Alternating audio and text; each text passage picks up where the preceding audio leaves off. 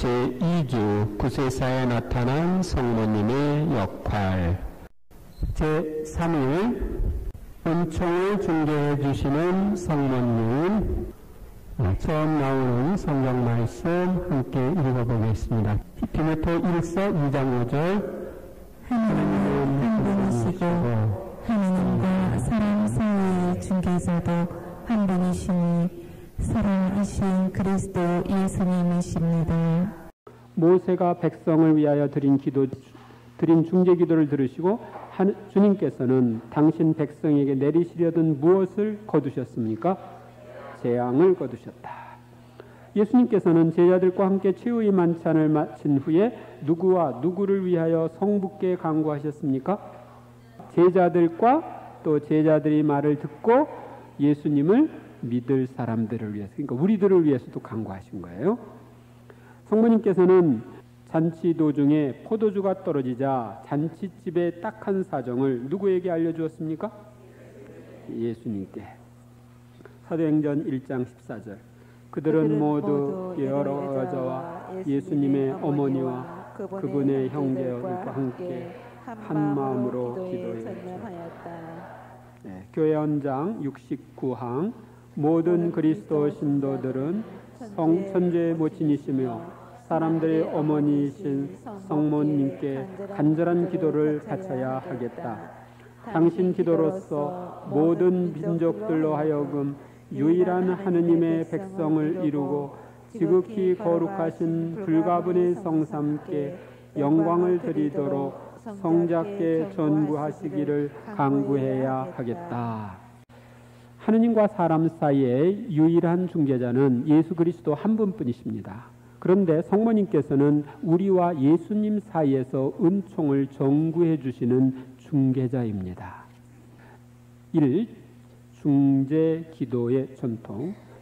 첫째, 구약시대부터 이웃을 위한 중재 기도의 전통이 있었습니다.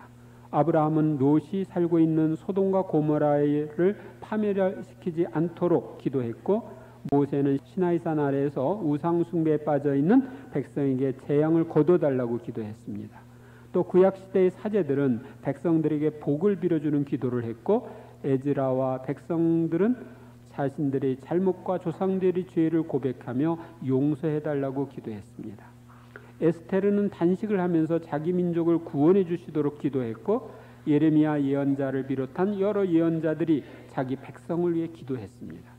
그리고 유다 마카베오는 율법으로 금지된 얌리아 우상들의 패를 지녔기에 전사한 군사들의 죄를 용서해 주시도록 속죄의 제사를 드려달라고 은 2000 드라크마를 모아 예루살렘에 보냈습니다. 이와 같이 구약시대에도 살아있는 이웃뿐만 아니라 세상을 떠난 조상과 군사들을 위하여 중재기도를 했습니다. 둘째, 신약시대의 중재기도는 구약시대보다 더욱 다양했습니다. 신약성경에 보면 살아있는 이웃을 위해 기도하도록 많이 권고하고 있고, 때로는 서로를 위해 간식하며 기도하는 모습도 있습니다. 또한 의인의 간절한 기도는 큰 힘을 낸다는 것을 언급하고 있습니다. 2, 3세기에는 배교자들이 다시 교회 안에 돌아오도록 순교자들이 전구를 청했고, 4, 5세기에는 성인들을 통한 전구에 관한 교리가 확립되었습니다. 그리하여 오늘날까지 우리는 천국에 계신 성인 성녀들과 천사들과 성모님께 우리를 위해 전구해 주시도록 기도하고 있습니다. 또한 지상에 있는 우리는 세상에서 정화할 것이 남아있는 상태로 세상을 떠나 연옥에 가 있는 영혼들이 빨리 정화되어 천국에 가게 해달라고 기도하고 있습니다. 이 모든 것은 모든 성인의 통공을 믿으며라는 사도신경의 신앙 고백 내용을 그대로 믿고 실천하는 겁니다. 그래서 모든 성인이라는 것은 천국과 연옥과 이 지상에 있는 의인들을 이야기합니다. 그들이 공이 서로 통한다는 거죠.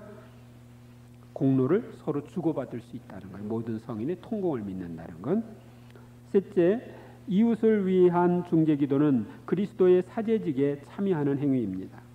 이웃을 위한 기도는 사제직 수행의 한 부분입니다. 예수님께서는 이 세상에 계실 때 대사제로서 제자들과 제자들의 말을 듣고 당신을 믿는 사람들을 위하여 성부께 기도하심으로써 당신의 사제직을 수행하셨습니다. 예수님의 제자들과 초대교회 신자들도 이웃과 세상을 위해 기도함으로써 그리스도의 사제직에 참여했습니다. 오늘날 이 지상에 있는 신자들은 이 지상에 있는 이들과 연옥에 있는 이들을 위해 기도함으로써 그리스도의 사제직에 참여하고 있습니다. 그리고 천상에 계신 성인 성녀들과 성모님께서는 지상에 있는 우리를 위해 중재 기도를 해주심으로써 그리스도의 영원한 사제직에 참여하고 계십니다.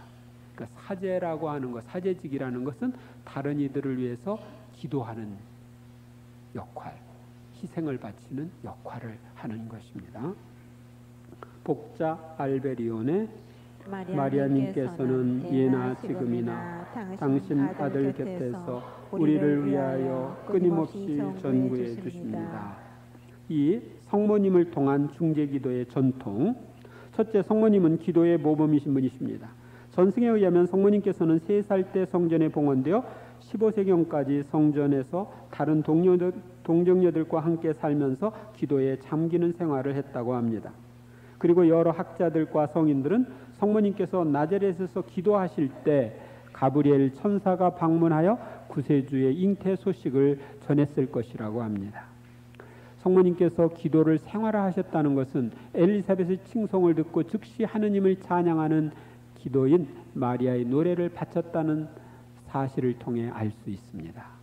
평소에 그런 기도해내지 않았으면 그렇게 즉시 기도가 안 나오죠. 또한 성모님께서는 예수님께서 탄생하실 때 있었던 모든 일을 마음속에 간직하고 곰곰이 되새겼으며 12살 때 예수님을 잃었다가 성전에서 다시 찾았을 때 그 예수님께서 하신 말씀도 무슨 뜻인지 알아듣지 못했지만 그 모든 일을 마음속에 간직하는 모습을 볼 수 있습니다. 이를 통해서 우리는 묵상 기도를 하시는 성모님의 모습을 봅니다.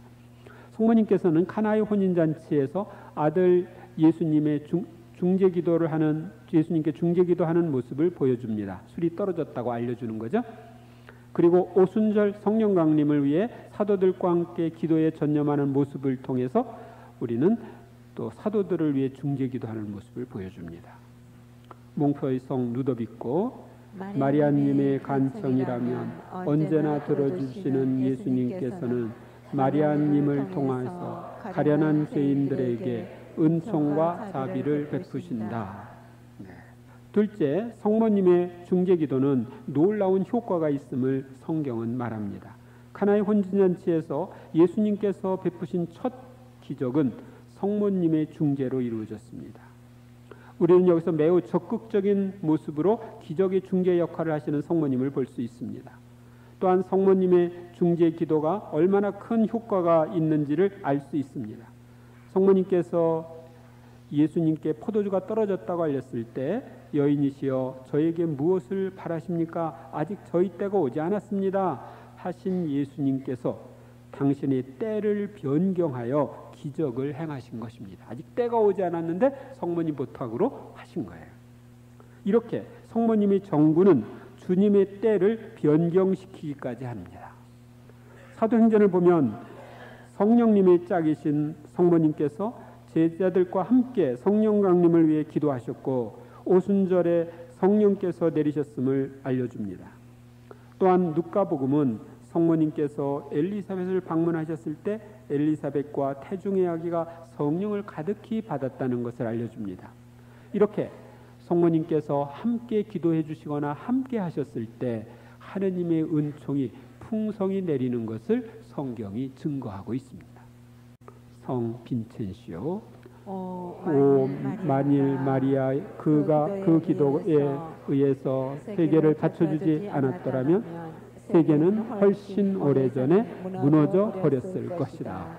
네, 성모님이 기도로 뒷받침해 주니까 세계가 안 무너진다. 셋째, 성모님께 전구를 부탁드리는 교회 전통은 오랜 역사를 가지고 있습니다. 성 이레네오 교부는 130년에서 230년까지 사셨어요. 성모님을 구원의 원인이요 하와의 변호자라고 부르고 있는데 성 클레멘스는 하느님의 말씀으로 신자들을 양육하고 가르치는 교회의 모습을 성모 마리아에게서 보고 있습니다. 무엇보다도 초기 그리스도교 공동체가 성모님의 중재 능력을 신뢰하고 있었음을 보여주는 증거는 3세기에 작성되어 오늘에 이르기까지 사용되고 있는 다음의 기도 의문입니다. 천주의 성모님, 당신의 보호하심에 저희를 맡기오니 어려울 때 저희가 드리는 간절한 기도를 물리치지 마시고 항상 모든 위험에서 저희를 구하소서. 복되고 복되신 동정녀여. 네, 이 기도가 벌써 3, 4세기에 기원 300년경에 작성된 거예요. 시리아의 성 에프렘은 구원에 있어서 마리아의 역할은 이 세상에 국한되지 않고 죽은 자들의 세계까지 미치는 것으로 이해했습니다. 성 치릴로는 성모 마리아가 하느님의 어머니로서 구원의 중재자이심을 강조하였고, 크레타의 성 안드레아 역시 성모님을 인간에게 호의와 사랑을 보이시는 중재자로 소개하고 있습니다. 성 암브로시오 아우트페르트는 신자들에게 성모님의 중재를 청하는 기도를 권하였고, 그 당시 성모님은 험난한 세상을 살아가는 이들을 안내해주는 바다의 별, 간구하는 자들의 도움, 고통에 시달리는 자들의 피난처로 찬양되었습니다. 그렇지만 여러 성인들은 성모 하느님과 마리아 사이의 무한한 차이를 강조하며 마리아의 중재성은 항상 유일한 중재자이신 그리스도께 속해 있음을 강조했습니다. 성모 마리아에게서 중재자란 칭호가 불려진 것은 6세기 동방교회 그리고 9세기 서방교회로 거슬러 올라갑니다. 그리고 17세기부터 가톨릭교회는 어디에서나 보편적으로 성모님의 중재를 이야기하고 있습니다. 성 베르나르도 성모 마리아님께 나아가는 자와 성모 마리아님의 은혜를 간절히 구하는 자와 그분의 전구하심을 구하는 자에게 성모 마리아님께서 그 전달을 외면하셨을거나 끊어버렸다는 말을 듣지 못하였다. 3. 은총의 중개자이신 성모 마리아. 첫째, 교회의 교도권은 성모님께 은총의 중개자이심을 가르치고 있습니다. 성모 마리아의 중재에 관한 교회의 교도권의 첫 번째 암시는 교황 대그레고리오 540년에서 604년까지 교황하셨어요. 그분의 편지에서 발견할 수 있습니다. 그레고리오 교황님은 성인들의 중재의 효과를 인정하였으며 그런 이유로 마리아의 중재와 그 신심을 권장하고 있습니다.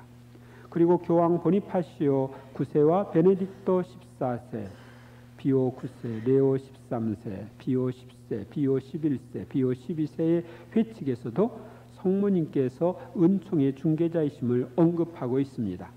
교황 요한 23세도 자주 성모 마리아의 중재에 대해 언급하였고 제2차 바티칸 공회의 문헌에서도 성모님의 중재에 대한 언급이 나옵니다. 교황 바오로 6세의 회칙 큰 징표에서는 성모님께서는 지금도 여전히 천상의 성자 곁에서 교회를 위하여 끊임없이 기도하 주신다고 강조하고 있습니다. 또한 교황 요한 바오로 2세는 회칙 구세주의 어머니에서 그 회칙의 3분의 1을 성모 마리아의 중재에 대해서 다루고 있습니다. 은총의 원천이신 예수 그리스도를 낳아 기르심으로써 은총의 어머니가 되신 성모님께서는 오늘날 우리에게 필요한 은총을 예수님께 전구하여 우리에게 나누어 주십니다. 즉 성모님께서는 하느님과 우리 사이를 중재하는 것이 아니라 하느님과 인간 사이의 유일한 중재자이신 예수님과 우리 사이를 중재해 주십니다. 그러니까 하느님과 인간 사이를 중재하는 것은 예수님이고 예수님과 우리 사이를 중재하는 것은 성모님이에요. 아셨습니까? 그리하여 모든 은총은 하느님을 통하여 예수님께 예수님을 통하여 마리아께, 마리아를 통하여 우리에게 온다고 말할 수 있습니다. 그래서 성모님을 모든 은총의 중개자라고 부릅니다. 성 베르나르도, 하느님은 모든 것을 마리아를 통하여 허락하신다. 마리아는 교회와 그리스도의 중간에서 계시다. 성 안토니오, 땅 위의 사람들이 받은 모든 종은 마리아에 의해서 하늘에서 내려온 것이다. 네, 그래서 성모님을 모든 은총의 중개자라고 이렇게 부릅니다.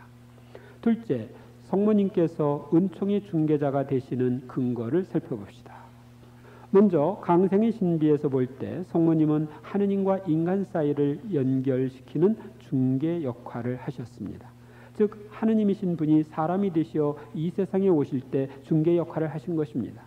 은총이 가득하신 성모님은 이 세상이 은총의 원천이신 예수님을, 이 세상에 은총의 중개자신 예수님을 전해주는 사명에 주님의 종으로서 네라고 응답하심으로써 중재자의 역할을 받아들이셨습니다. 또한 구약의 율법에 충실했던 성모님의 삶은 신약의 예수님을 낳아 기르심으로써 구약과 신약을 연결하는 역할을 하셨습니다.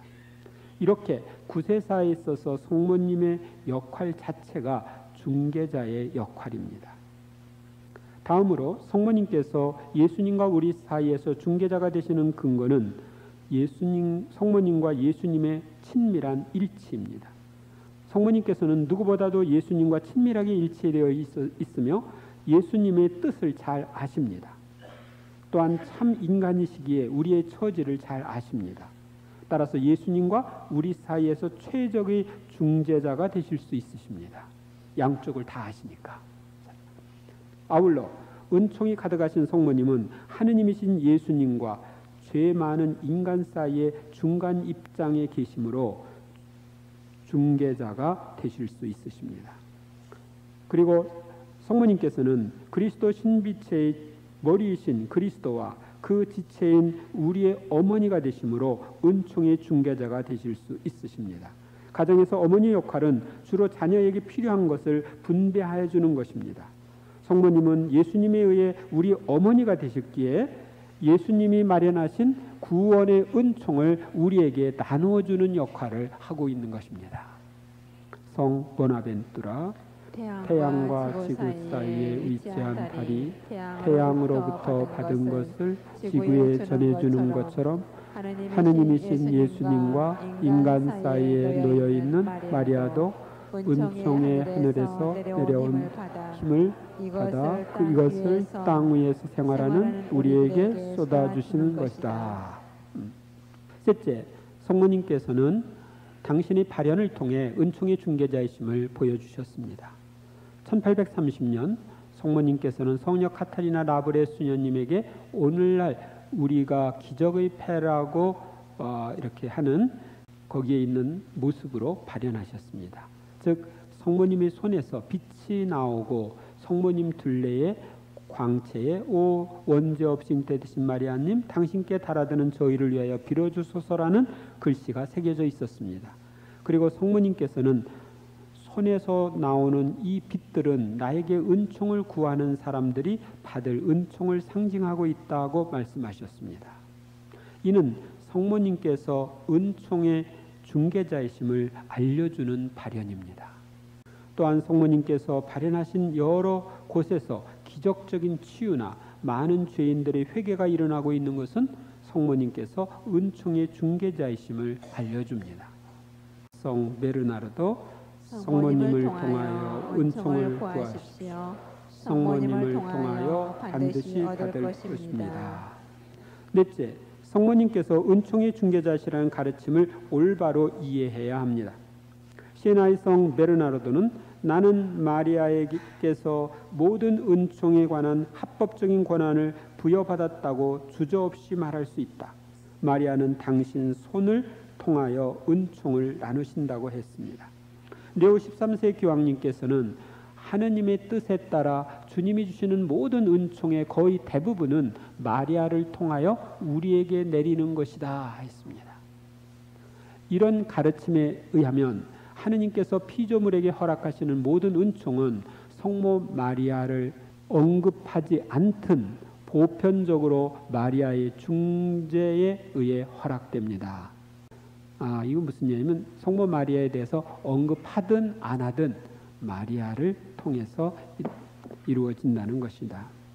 1921년 베네딕토 15세께서는 모든 은총의 중개자이신 마리아 미사와 성무 일도를 승인했습니다. 모든 은총의 중개자이신 마리아를 기리는 그 미사와 성무 일도를 승인한 겁니다. 구세주의 유일한 중재는 피조물의 협력을 요구합니다.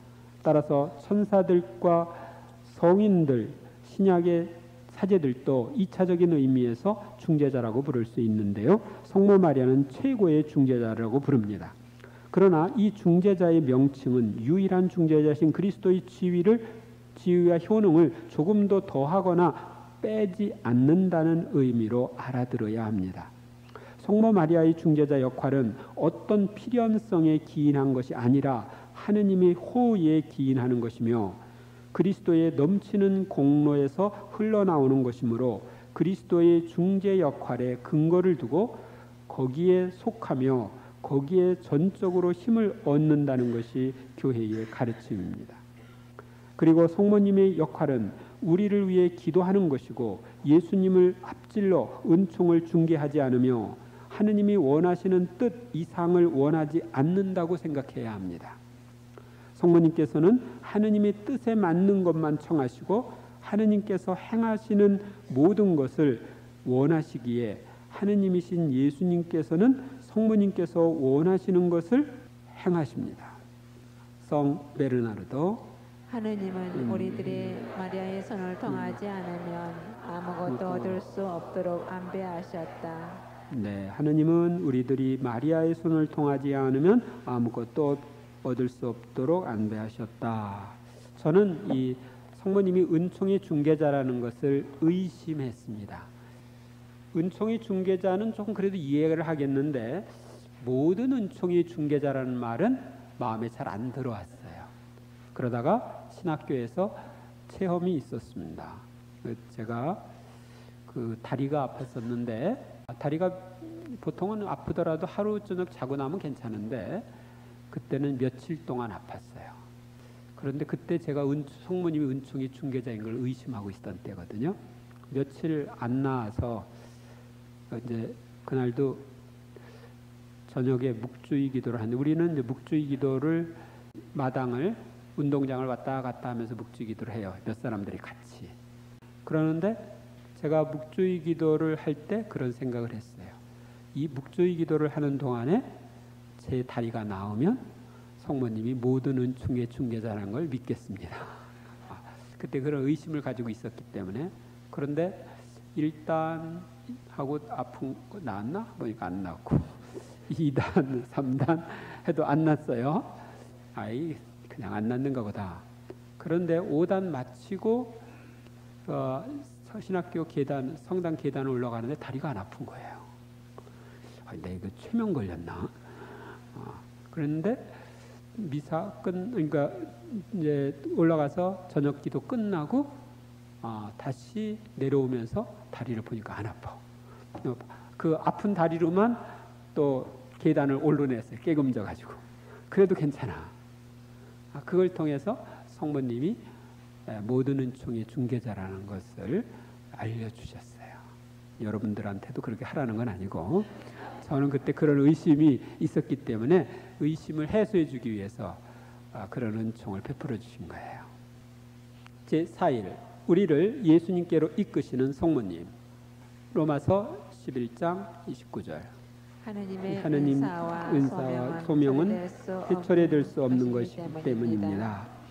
예수님께서 포도주가 없구나 하고 말씀하신 성모님께서는 일꾼들에게 무엇이라고 말씀하셨습니까?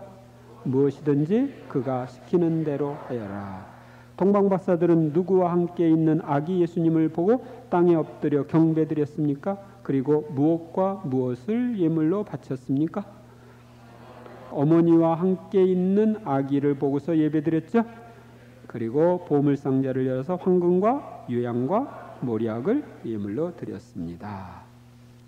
성모님의 부탁으로 이루어진 첫 번째 표징을 통해 예수님께서는 무엇을 드러내셨고 제자들은 누구를 믿게 되었습니까? 당신의 영광을 드러내셨고 예수님을 믿게 되었다. 몽펠리 성 누더빅고 성모 마리아의 임무는 우리를 안전하게 예수 그리스도께 이끌어주는 것이고 예수 그리스도의 임무는 우리를 영원하신 천주 성부께로 확실하게 이끌어주는 데 있다. 아셨죠? 성모님께서 가장 원하시는 것은 우리의 구원입니다. 그리하여 무엇보다도 우리의 구원자이신 예수님께로 인도하고 싶어 합니다. 우리가 예수님께 인도되면 우리는 구원을 받고 예수님께서는 사랑을 받으실 수 있기 때문입니다. 1. 성경적 근거. 우리를 예수님께로 인도하는 성경적 근거. 첫째는 가나의 혼인잔치에서 있었던 사건은 성모님께서 우리를 예수님께로 인도해 주시는 분임을 알려줍니다. 성모님께서는 그 집 일꾼들에게 무엇이든지 그가 시키는 대로 하여라 라고 하심으로써 일꾼들을 예수님께로 인도했습니다. 그리고 예수님께서 시키는 대로 행동했던 일꾼들은 물이 포도주로 변한 기적을 보고 예수님이 어떤 분이신지를 알게 되었습니다. 또한 성경은 이렇게 예수님께서는 처음으로 갈릴레아 가나에서 표징을 일으키시어 당신의 영광을 드러내셨다. 그리하여 제자들은 예수님을 믿게 되었다고 말합니다. 이는 성모님께서 예수님께 기적을 행하시도록 부탁하신 것은 오로지 예수님의 영광을 드러내기 위한 것이고 예수님이 어떤 분이신지 알고 믿도록 하기 위한 것임을 알려줍니다. 아셨죠? 그러니까 기적은 예수님을 위해서 행하도록 그렇게 하신 거예요. 가나의 혼인잔치에 있었던 사건의 기록에서는 나와 있지 않지만 아마도 일꾼들이 말을 듣고 신랑 신부와 그 가족들도 예수님께서 행하신 기적 이야기를 들었을 것입니다. 그리고 예수님을 믿게 되었을 것입니다. 이렇게 성모님의 부탁으로 이루어진 예수님의 첫 기적은 우리를 예수님께 인도하여 예수님이 어떤 분이신지를 알고 믿도록 하시는 분이 성모님이심을 알려줍니다. 성 막시밀리아노 콜베 예수님께 가까이 가는 것은 마리아님의 은총입니다. 둘째, 예수님의 강생과 동방박사의 방문도 성모님께서 우리에게 예수님을 전해주는 분이심을 알려줍니다.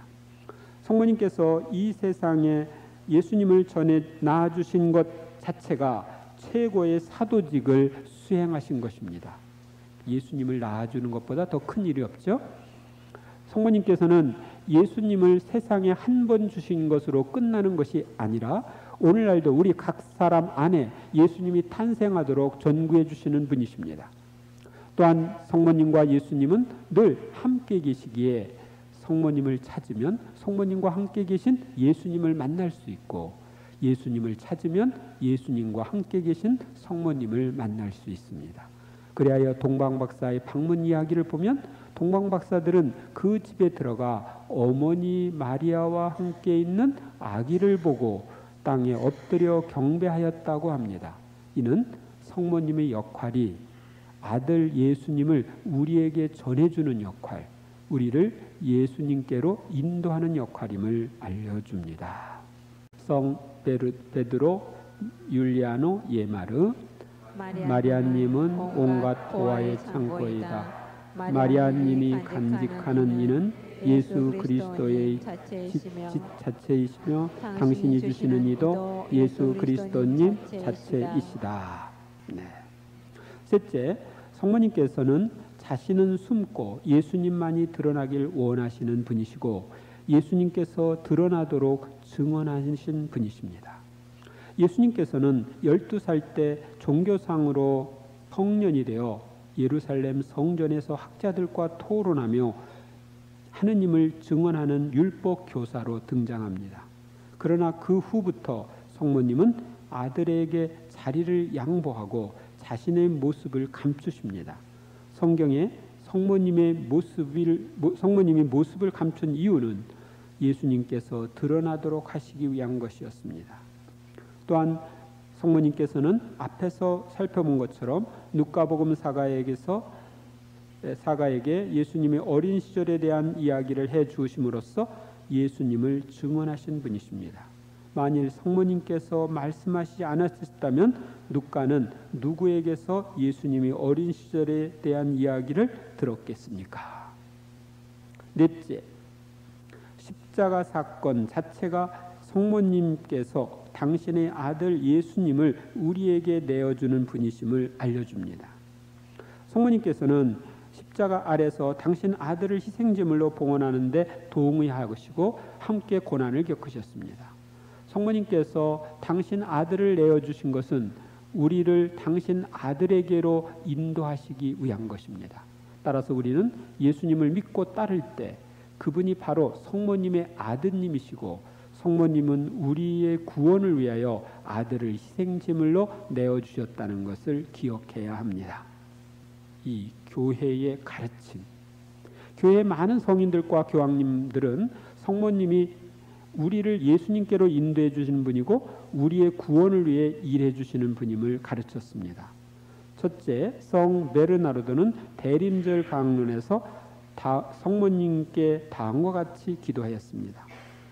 당신은 길이십니다.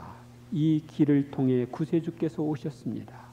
지극히 사랑하올 어머니, 우리들도 그분이 당신을 통하여 우리에게 오신 그 방법을 통하여 그분을 향해 가고자 합니다. 우리의 여주인, 우리의 중재자, 우리의 변호자, 우리를 당신의 아드님 성자와 화해하게 하십시오. 우리를 위해 당신의 아드님 성자께 부탁해 주십시오. 우리를 당신의 아드님 성자 앞에 데려가 주십시오.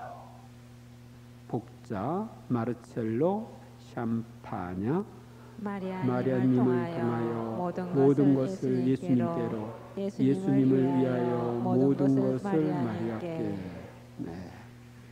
그러니까 마리아를 통해서 우리는 예수님께로 가고 예수님을 위해서 마리아께 갑니다.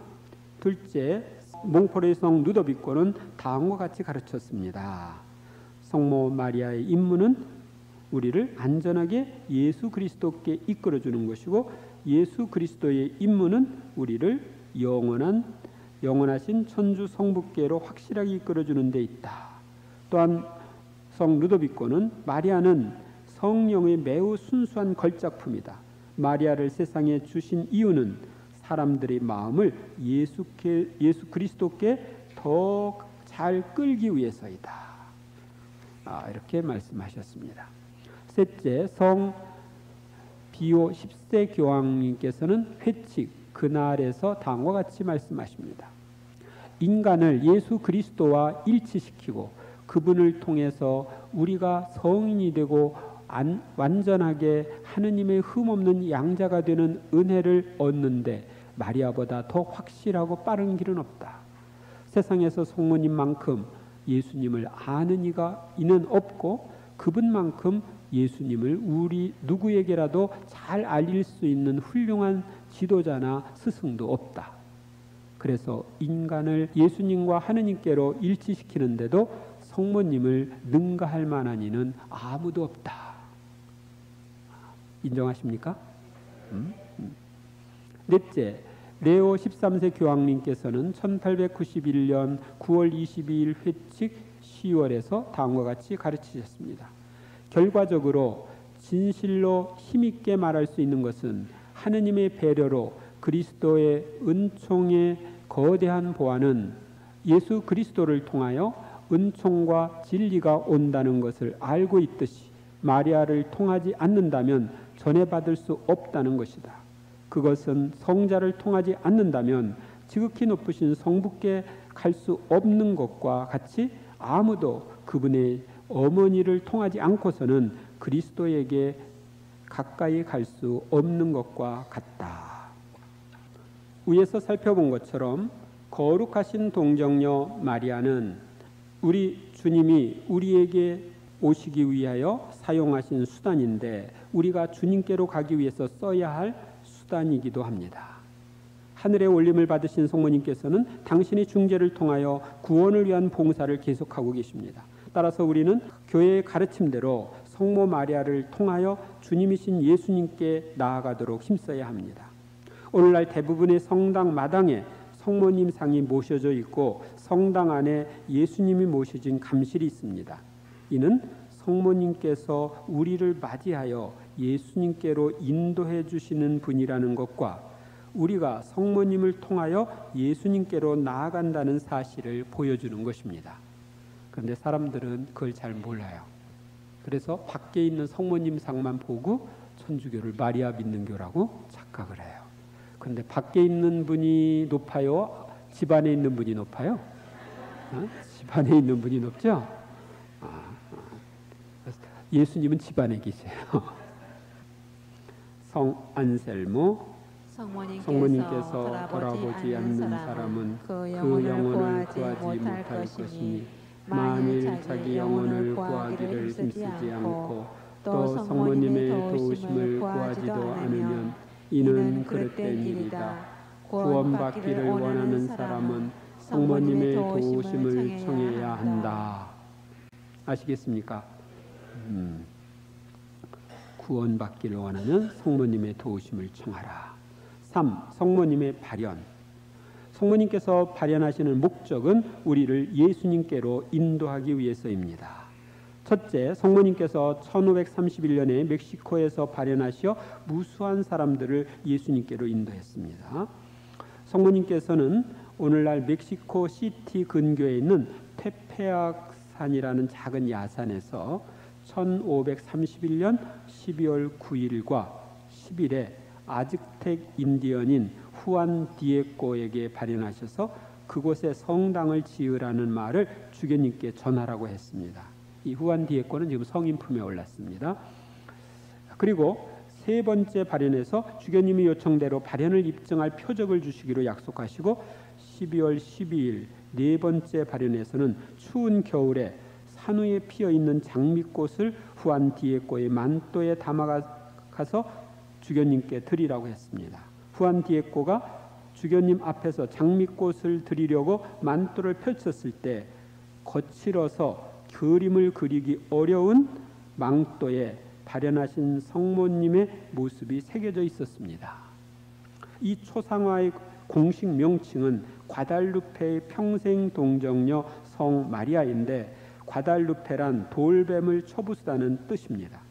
그 당시 인디언들은 돌로 만든 날개 달린 뱀을 최고 신으로 섬기면서 매년 2만여 명의 여자와 아이들을 제물로 바쳤으나 성모님께서 발현하신 후 7년 동안 약 800만 명의 인디언이 개종함으로써 그들을 돌뱀의 지배에서 구원했습니다. 그러니까 이 뱀은 사탄을 상징하죠. 사탄의 지배에서 구원하는 것입니다. 그러니까 사람을 제물로 바치는 그런 제사를 드렸어요.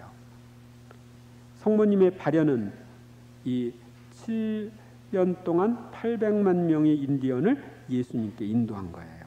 이는 오순절 성령 강림 때 3,000명이 회개하여 신자가 된 사건이 7년 동안 매일 일어났음을 의미합니다. 놀랍죠? 성모님의 발현 이전에는 스페인 정복자들에 대한 반감 때문에 가톨릭 신앙이 잘 전파되지 않았지만 이 발현으로 인해서 중남미가 모두 예수님께로 돌아오게 됐어요. 그래서 오늘날도 중남미 신자 비율이 가장 높죠. 그 그림이 여러분들 지금 나와 있는 책에 있어요. 어디에 있느냐면 97쪽. 그래서 이 97쪽에 있는 이 성모님의 그림은 성모님이 인디언 모습으로 나타나셨어요. 그리고 임신한 여인의 모습으로 태양이 이렇게 빛나고 있죠. 태양 뒤에 광채가 있죠. 태양을 두른 여인의 모습으로. 그래서 이 과델루페에 제가 가봤거든요. 여기 가서 봤는데 매년 한 4,500만 명이 여기 순례를 한다고 그래요. 그 무신론자들이 이 그림을 없애려고 밑에 다이너마이트를 거기다가 장치해가지고 폭발했는데도 괜찮았어요. 그래서 원래 이 선인장 실로 짠 그 만또이기 때문에 수명이 한 50년 정도밖에 안 된대요. 근데 지금까지 수백 년 동안 쌩쌩한 거예요. 그것 자체가 기적이고 이 물감은 이 세상에서 구할 수 없는 물감이에요. 그래서 하느님이 성모님을 통해서 이런 기적을 행하셔서 중남미 지역이 전부 복음화되었던 것입니다. 둘째, 누르드와 파티마의 성모님 발현도 많은 사람들을 예수님께로 인도했습니다. 1858년 누르드 발현에서 성모님은 죄인들을 위하여 기도하라, 통회하라 하셨습니다. 그리고 1917년 파티마 발현에서도 죄인들의 회개를 위한 기도와 희생을 당부하셨습니다. 그리고 성모님께서는 발현을 입증할 놀라운 기적을 행하셨습니다. 교회는 이런 발현과 메시지를 공식적으로 인정하고 그곳에 성당을 세웠습니다. 그동안 무수한 사람들이 성모님의 발현 성지에 가서 기도하면서 자신의 죄를 회개하고 예수님께 돌아왔습니다. 또한 무수한 사람들이 성모님의 요청대로 죄인들의 회개와 구원을 위해 기도함으로써 수많은 사람들이 예수님께 돌아오게 되었습니다. 이렇게 성모님의 발현은 사람들을 예수님께 인도하는 데 목적이 있습니다. 성당을 지어라. 그 이유는 성당 안에 성체 예수님이 계시죠. 그래서 우리를 예수님께 인도하기 위해서, 성체 예수님께 인도하기 위해서 성당을 지으라고 그러는 것입니다. 성모님께서 발현하실 때 그곳에 성당을 지으라고 한 이유가 바로 감실안에 예수님께로 인도하기 위한 거라는 거 말씀드렸고, 성 베르나르도 말씀, 오 마리아님, 당신은 연민의 보이시며 나는 죄인에서 가장 죄가 많은 종입니다. 그렇기 때문에 나는 다른 누구보다도 당신의 가장 두터운 배려를 구할 수 있는 것입니다. 오 연민의 모으님, 나의 영원한 구원을 떠맡아 주소서. 셋째, 성모님의 발현과 메시지들도 한결같이 우리를 예수님께 인도하여 우리를 구원하기 위한 것입니다. 성모님은 자신의 영광을 위하여 발현하지 않습니다. 오직 예수님의 구원 사업을 위하여 우리 죄인들을 예수님께로 인도하기 위하여 발현하십니다. 그리고 메시지를 주십니다. 오늘날 교회가 아직 공식적으로 인정하지 않은 발현이나 메시지들도 우리를 회개시켜 예수님께로 인도하기 위한 것입니다. 그 중에 하나가 메주거리의 성모 발현입니다. 메주거리에서는 무수한 사람들이 회개의 은혜를 받는다고 합니다. 성모님께서 발현하시거나 메시지를 주시는 목적이 우리를 예수님께로 인도하기 위한 것이므로 발현이나 메시지의 진실성에 대한 분별의 기준 중에 하나도 그것을 통해 어떤 열매가 맺어지느냐를 보는 것입니다. 회개하고 예수님께로 인도되는 이들이 많을수록 그 발현이나 메시지가 성모님께로부터 왔다고 볼 수 있습니다. 성 소프로니우스, 한 길을 지닫는 거인이며 성모 마리아님은 일생을 통하여 살아있는 모든 이에게 구원될 삶을 지켜주시고 하늘 전체의 모든 것을 천상 열과 생명의 광채로 가득 채워주십니다. 4. 우리에 대한 성모님의 역할. 첫째, 성모님께서는 우리가 예수님을 믿고 받아들임으로써 우리 안에 예수님이 탄생하도록 이끄십니다. 성모님께서는 처음으로 예수님을 믿고 받아들이신 분이시고 예수님을 이 세상에 낳아주신 분입니다. 또한 아들과 함께 인류 구원을 위한 희생을 치르신 분입니다. 성모님께서는 예수님을 믿고 받아들이는 것이 얼마나 좋은 것인지를 알기에 우리가 예수님을 믿고 받아들일 수 있도록 전구해 주십니다. 그분은 모든 시대를 통해 각 사람에게 개별적으로 예수님이 임하시도록 각 개인에게 예수님의 구속 공로를 나누어 주십니다. 성모님께서는 어머니로서 예수님께서 재림하실 때까지 아들의 희생이 헛되지 않도록 우리 안에 예수님의 생명을 전해주는 역할을 계속하고 있습니다. 그래서 내가 세례를 받아서 하느님의 자녀로 태어나는 것도 성모님이 중재가 있기 때문입니다. 몽포르의 성루도빅고 말씀, 성자는 성령과 일치한 성모님 없이는 나날이 태어나시지도 강생하시지도 않는다. 성령은 성모님 없이는 예수 그리스도를 사람이 되게 하시지 않으셨으며 성모님 없이는 신비체의 지체들을 기르지 않으신다. 둘째, 성모님께서는 우리가 예수님을 닮도록 이끄십니다. 성모님께서는 우리 안에 예수님께서 탄생하시도록 도우실 뿐만 아니라 내 안에 계신 예수님의 모습이 잘 드러나도록 도와주십니다.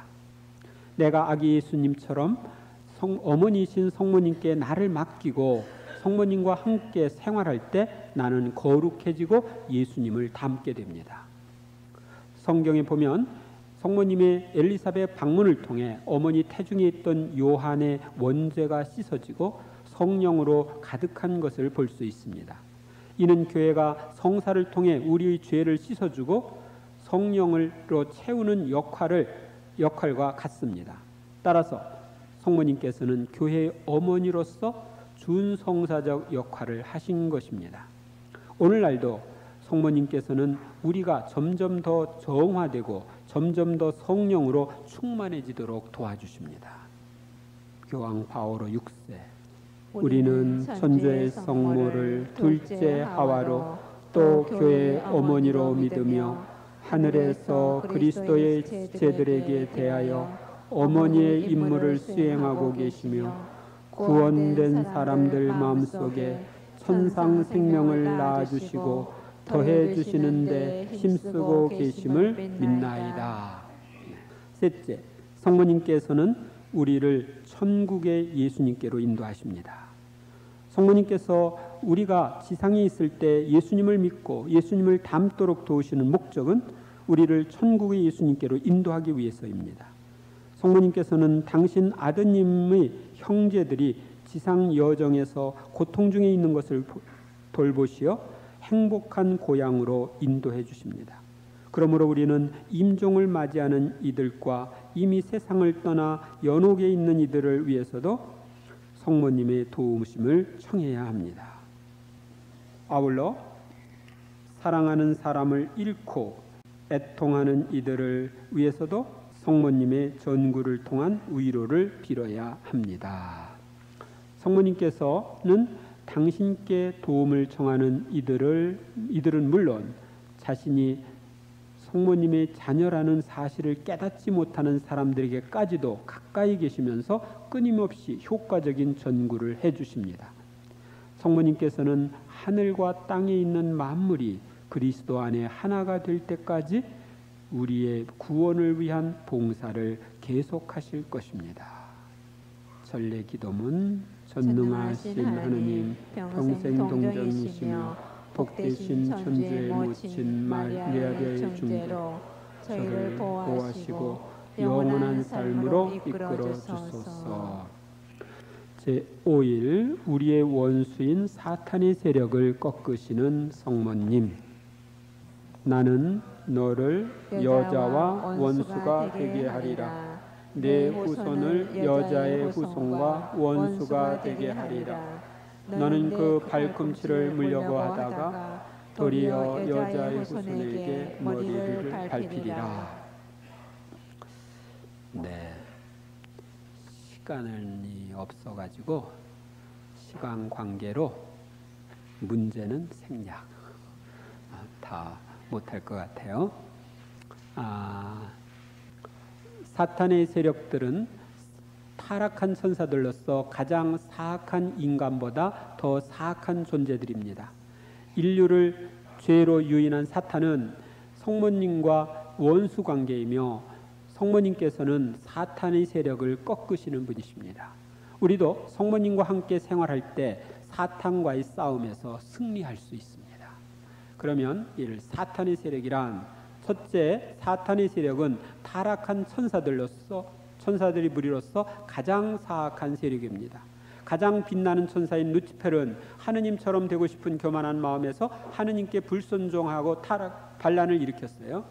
그리고 그를 추종하는 천사들도 같이 반란을 일으켜 타락하여 사탄의 무리가 되었습니다. 그들은 누가 하느님과 같으냐는 뜻의 이름을 가진 미카엘 천사와 그를 따르는 천사들에게 쫓겨 땅으로 떨어졌습니다. 사탄의 세력들은 군대처럼 잘 조직되어 있고 인간보다 뛰어난 능력을 가지고 있습니다. 순전한 영적 존재이기에 일반적으로는 보이지 않습니다. 일반적인 눈으로는 안 보이는 거예요. 사탄의 세력들은 하느님을 거역하는 것으로 의지가 고정되어 있으며 회개가 불가능합니다. 사탄의 세력들은 인간 중에 가장 사악한 자보다 더 사악합니다. 그러니까 얼마나 사악한지 알겠죠?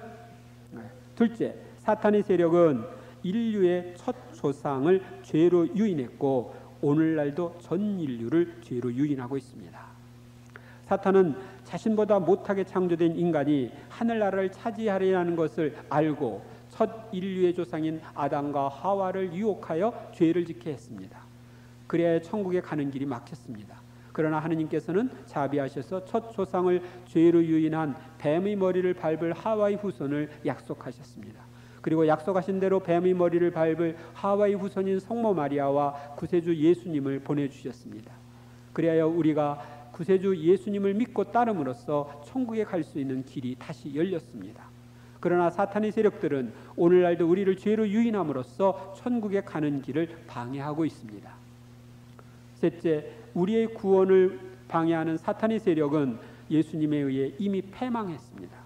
예수님께서는 하느님 아버지의 뜻에 따라 십자가 나무에서 죽기까지 순종함으로써 선악과 나무에서 하느님을 거역하고 불순종했던 아담과 하와의 죄를 속죄하고 성부께로부터 하늘과 땅의 모든 권한을 받았습니다.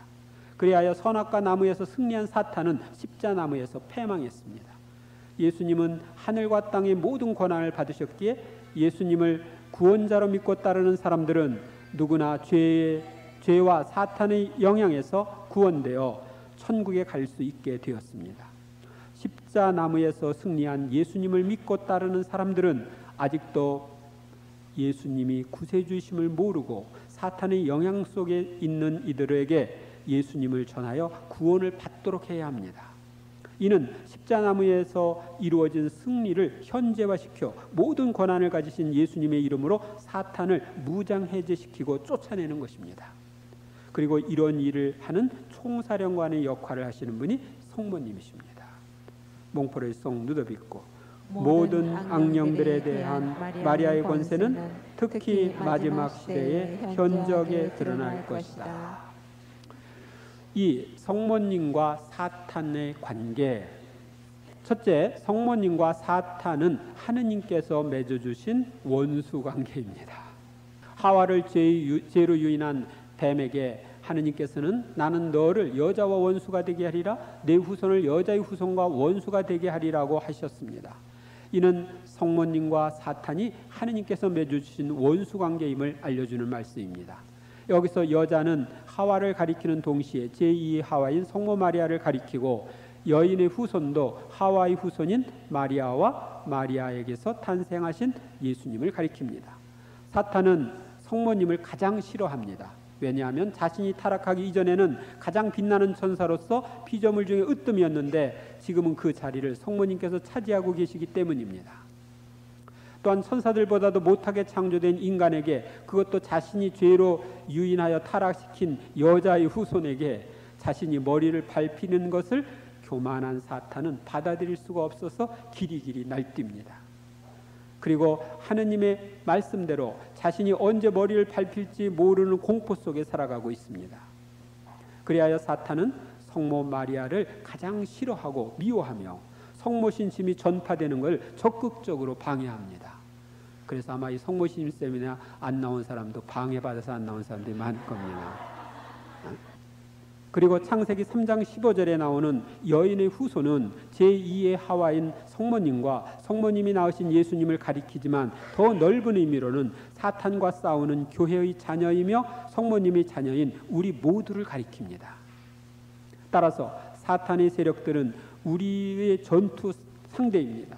또한 사탄의 후손이란 타락한 천사들인 모든 악령들과 사탄의 도구로 일하는 사탄 숭배자들을 가리킵니다.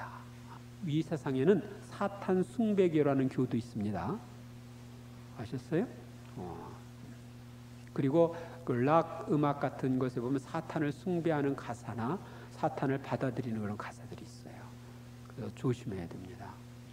성 알폰소 리구오리 마리아님은 악의 세력들에게는 공포의 표적이 될 뿐만 아니라 진을 친 군대처럼 두려운 분이시다.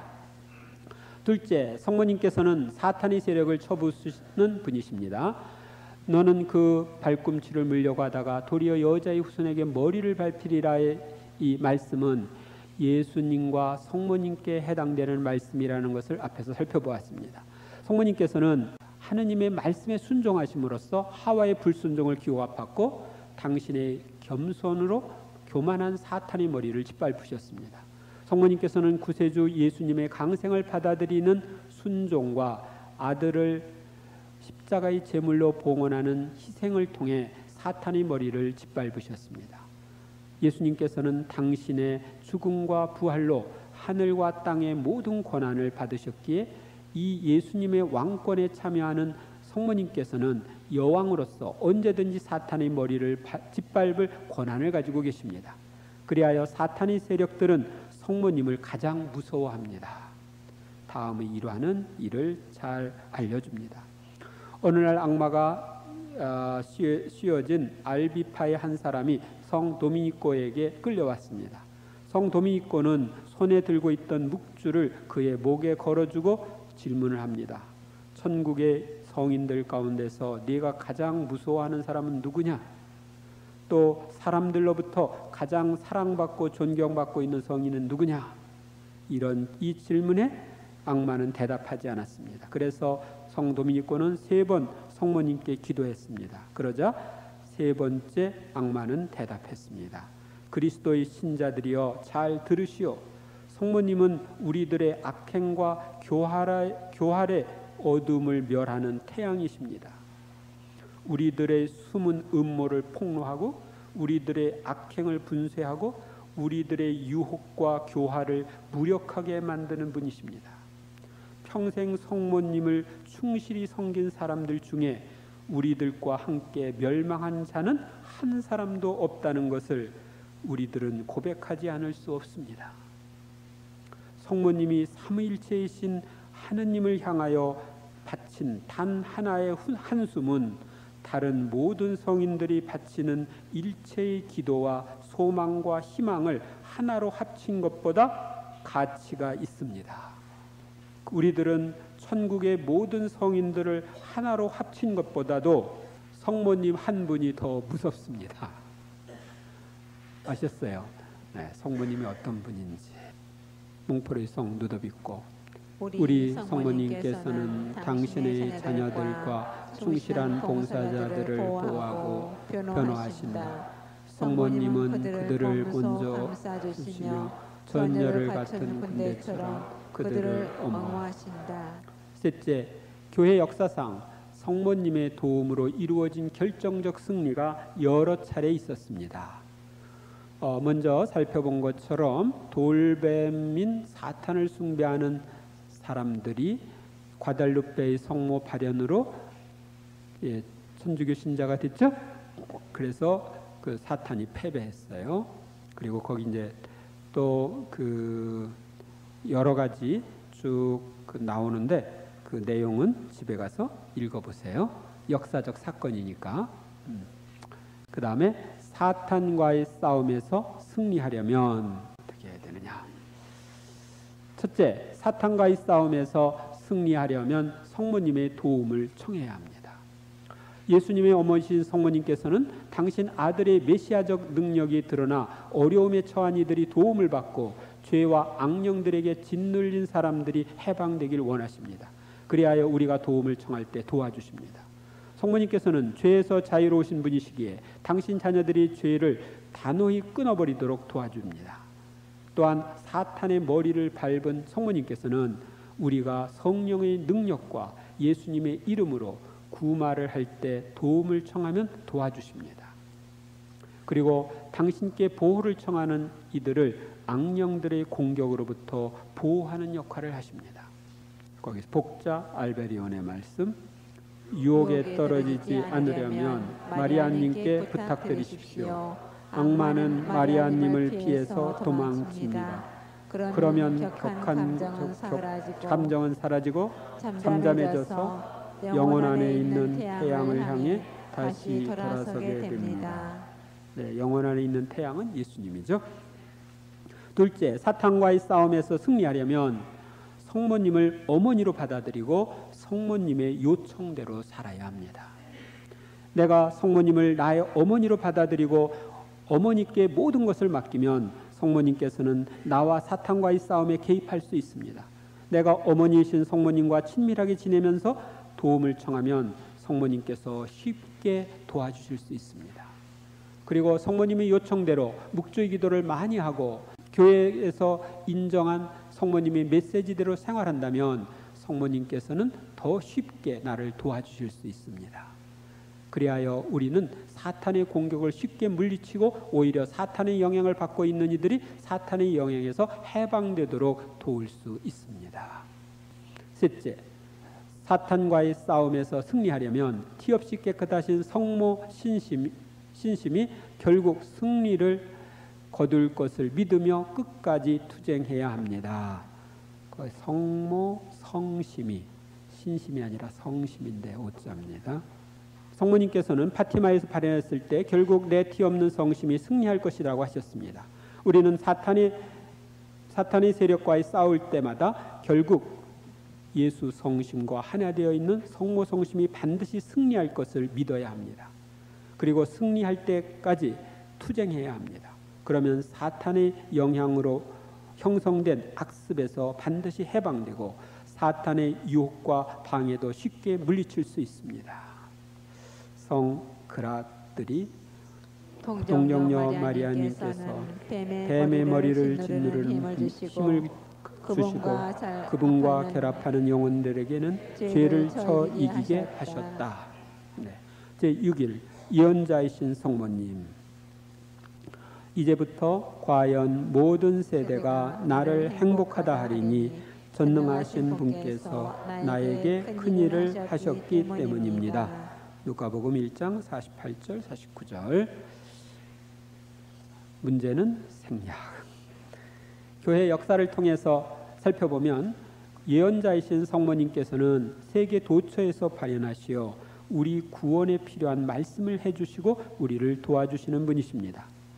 오늘날도 수많은 발현과 메시지들이 있지만 정말 성모님께서 나타나셔서 우리에게 해주시는 말씀인지 잘 분별하고 받아들일 필요가 있습니다. 1. 성경적 근거.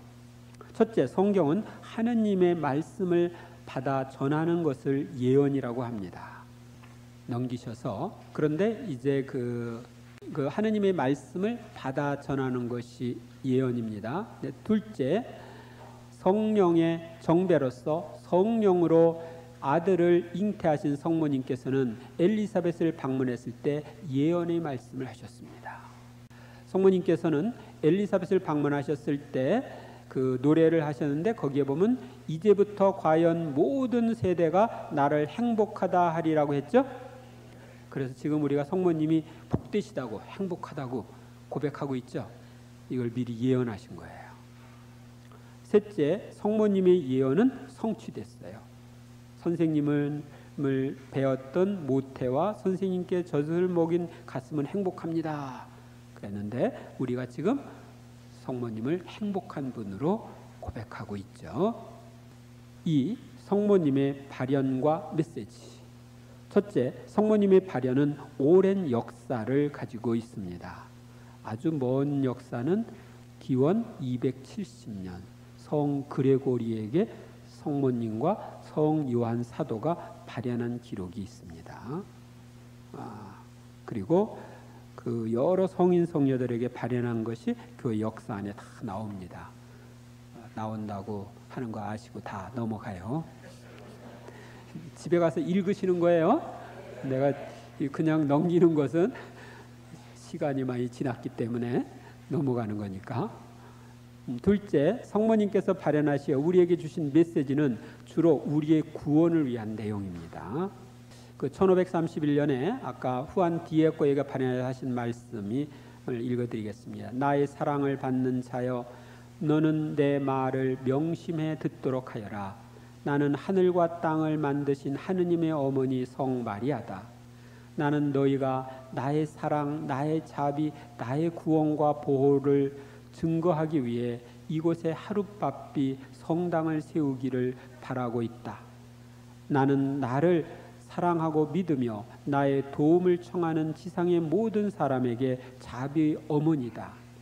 나는 그들이 탄원하는 소리를 듣고 있으며 그들의 모든 고통과 슬픔을 위로하고 있다. 그리고 이 1858년에 누르드에서도 성모님이 발현했을 때 통회하라고, 죄인들을 위해서 기도하라고 이야기하셨고, 다른 발현에서도 어떤 사람은 어떤 생활 속에 살아도 구원될 수 있다. 나는 특히 죄인의 회개를 위해서 왔다고 이야기하십니다. 파티마 메시지에서도 죄인들을 위해서 너 자신을 희생하라고 이야기하십니다. 그래서 이 내용 중심이 보면 성모님의 내용 중심은 인간들의 구원입니다. 성모님 메시지의 중심은. 셋째, 성모님 메시지 가운데 미래에 관한 예언 말씀도 있습니다. 결국 티 없는 내 성심이 승리할 거다 하는 것도 거기에 속하고, 모든 사람이 믿을 수 있는 기적을 보여주겠다 이렇게 1917년 7월 13일 날 말씀하시고 나서 10월 13일 날 태양의 기적을 일으켜서 모든 사람이 볼 수 있게 해주셨습니다. 수만 명의 사람이 보게 되었어요. 그리고 지금 이제 첫 토요 신심 소련이 그 회개할 것, 소련이 자기 오류를 퍼뜨렸다가 이제 회개할 것을 예고했는데 그것도 지금 이루어지고 있죠. 그래서 성모님은 예언자이십니다. 내용은 나중에 집에 가서 읽어보시고. 3. 성모님의 발현과 메시지에 대한 분별 방법. 마지막입니다. 첫째, 성모님의 발현이 참된 것인지 분별하려면 메시지의 내용이 성경이나 교회의 가르침과 일치하는가를 살펴봐야 합니다. 그래서 교회의 가르침이랑 성경 말씀이랑 일치하지 않으면 그 발현은 가짜다 이렇게 생각하면 돼요. 둘째, 메시지를 받아 전하는 사람이 겸손한 사람인지 순명하는 사람인지 살펴보아야 합니다. 그래서 불순명하면은 그것은 교만한 사람이면 사탄의 영향을 받고 있는 거죠. 하느님께로 통과하지 않니. 셋째, 발현과 메시지로 인하여 맺어지는 열매가 어떠한가를 살펴보는 것이 그 발현이 진짜냐 아니냐를 알 수 있는 하나의 방법입니다. 하느님께로부터 온 성모님의 발현과 메시지라면 좋은 열매가 맺어집니다. 사람들이 그 발현과 메시지로 인하여 회개하고 새 생활을 시작하게 됩니다. 그러나 악령으로부터 온 거짓 발현과 거짓 메시지라면 분열과 혼란을 가져오고 여러 가지 나쁜 열매가 맺어집니다. 그리고 인간의 영이 착각을 했거나 정신질환으로 인한 것이라면 별다른 열매를 맺지 못합니다.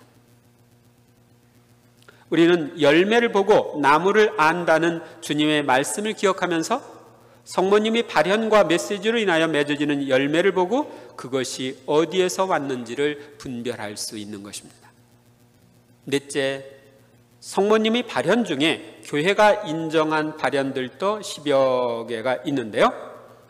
그동안 성모님의 직접적인 발현과 메시지, 또 성상이나 성화를 통한 눈물, 피눈물, 향기, 또 성모상이 움직인다든지 하는 이런 움직임과 메시지 등이 보고된 것은 1830년부터 1984년까지 그 사이에 보고된 것이 몇 건이냐면 379건입니다. 굉장히 많죠? 379곳에서 성모님이 발현하거나 메시지를 주시거나 이런 기적적인 현상을 보였던 것입니다.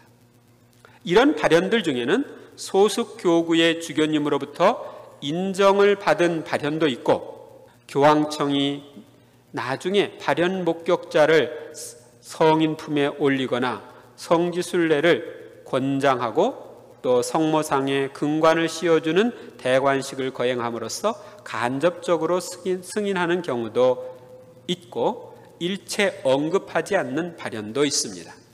그동안 교회가 인정한 발현을 보면 먼저 1531년에 있던 과달루페의 성모 발현, 또 1830년에 기적의 폐 성모, 성모니 원죄 없이 잉태되신 그 폐, 또 1836년에 승리의 성모, 1840년에 녹색 성의의 성모, 1846년에 라살레트의 성모, 1858년 누르드의 성모, 1871년 뽀뜨맹의 성모, 1871년에 벨레바생의 성모, 1876년에 봄베이의 성모, 1879년에 크녹의 성모, 1917년에 파티마의 성모,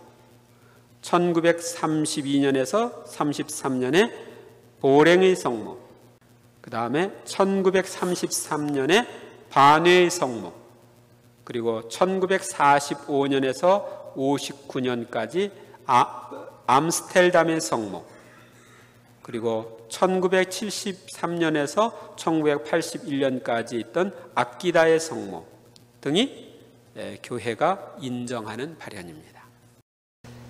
영광이 성부와 성자와 성령께